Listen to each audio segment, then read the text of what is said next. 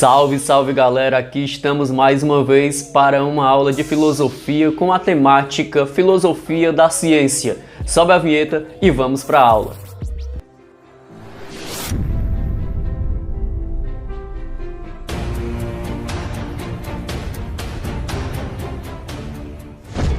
Então, jovens, vocês certamente se deparam toda semana com uma série de informações científicas sendo jogadas tanto em jornais como também em propagandas ou de governo ou até mesmo da produção científica nacional e internacional. Ora, nós estamos em um período pandêmico e a todo momento a questão científica está em voga, pelo fato de que está se produzindo também vacina. Então elas possuem uma observação, uma fase de teste, de experimentação, e isso é ciência. Esse é o que a gente chama de método científico até nós termos 100% de comprovação de que algum tipo de medicamento dá certo.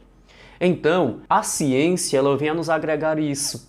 A ciência é uma espécie de estudo onde nós temos experimentos, observações, relatórios, anotações. Então, é nesse sentido que a gente inicia a nossa aula.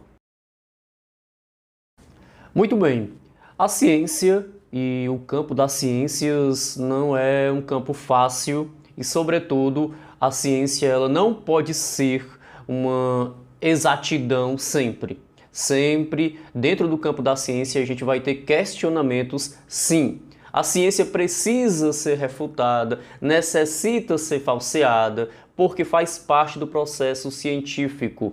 Aqui a gente difere religiosidade, crenças, o mundo sobrenatural com o mundo científico. O mundo científico é aquele que precisa ser refutado, precisa ser falseado e observado. A ciência pode ser transformada em questionamentos ao longo dos séculos.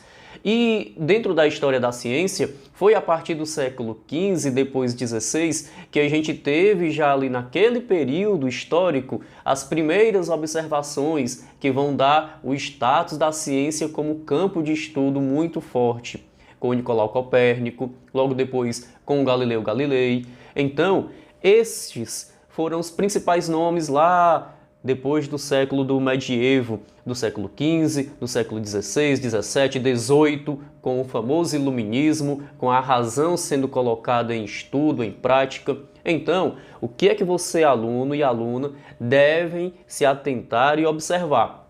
A ciência, ela se difere do sobrenatural. Ela se difere, por exemplo, da religião. Na religião, a gente apenas acredita, sem refutar. É a fé. Na ciência, como a gente trabalha com a razão, a gente precisa ter a observação, o experimento e, por final, depois de hipóteses, depois de elaborar teorias, as leis que explicam, nós teremos a conclusão. Então a ciência tem um processo de método científico e ela sempre vai ter questionamento. Ela vai ser refutada porque novas observações irão ocorrer. Um exemplo prático são as diversas vacinas contra o Covid-19. Primeiro Coronavac, depois nós tivemos aí a AstraZeneca, a Pfizer, a Janssen e todas elas com observações e com um número X, uma porcentagem de eficácia. Então percebam que os estudos eles vão se aprimorando na medicina, mas a ciência não trabalha apenas com a medicina, ela trabalha com a produção tecnológica, ela trabalha com diversas produções de textos dentro dos campos de estudos, como nas ciências humanas, como nas ciências biológicas, ciências da natureza. Então, é nesse sentido que a gente vai compreendendo o que é ciência. Jovens, a filosofia da ciência ela vem a estudar também o método científico. E observem, dentro do método científico é que se fundamenta a teoria científica e as leis que irão comprovar o estudo sobre um material ou um determinado assunto. Então, a fundamentação para essas teorias, ela se dá sempre pelo conhecer, pelo experimentar. E dentro desse contexto, a gente afirma aqui as etapas do método científico. São 6 etapas e a gente vai observar cada uma para a gente finalizar a nossa aula. A primeira etapa é a observação. Então, veja bem, observar significa nós estarmos com os olhares fixos para determinado acontecimento ou fato científico. Então, exemplo simples, no seu lixeiro existem coisas orgânicas. Então, se você parar para observar dentro dessas coisas orgânicas, ao longo de dias, algumas larvas irão surgir. E aí, você vai começar a observar o desenvolvimento destas larvas vivas que irão se movimentar se alimentando do lixo, irão surgir do lixo. Olha só, a vida sendo surgida dentro de um material orgânico que foi depositado em algum balde ou alguma lata de lixo. Entendamos aqui que é nessa observação que a gente vai ter a segunda etapa do método científico que a gente vai estudar agora. A segunda seria a fase de problematização. São as várias perguntas colocadas no contexto. Como surge? Por que surge? Como se desenvolve? Então é nesse sentido que nós temos a segunda etapa do método científico.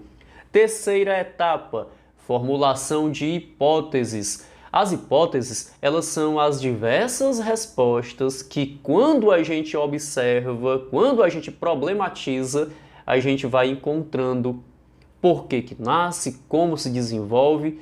Então a terceira é a formulação de hipóteses. A quarta etapa está dentro da experimentação. A gente vai utilizar os diversos meios observados para experimentar aquele acontecimento. A gente vai observar desde o princípio como surge. A gente observou que dentro de uma lata de lixo, por exemplo, surgiu uma larva, uma vida. Então a gente vai experimentar, a gente vai criar para que a gente possa entender melhor esse processo. No caso do Covid-19 hoje, a experimentação acontece dentro da produção de vacinas, que é fundamental aí para a saúde mundial. Então vários experimentos, vários organismos são testados junto com uma composição, que às vezes é de RNA, às vezes é com um vírus inativo, outras vezes com vírus ativos, até se comprovar um percentual de eficácia. Então, a experimentação ela é de suma importância para o processo científico. A quinta etapa é baseada na análise de resultados. Então, depois da observação, da formulação de problemas, de perguntas, da hipótese, da experimentação, a gente vai ter um campo de resultados, números do que foi observado e do que foi experimentado. E esses resultados, eles serão, sim, importantes para a gente fundamentar a nossa conclusão do estudo. E na conclusão de estudo, nós temos aí todo o resultado do que foi observado.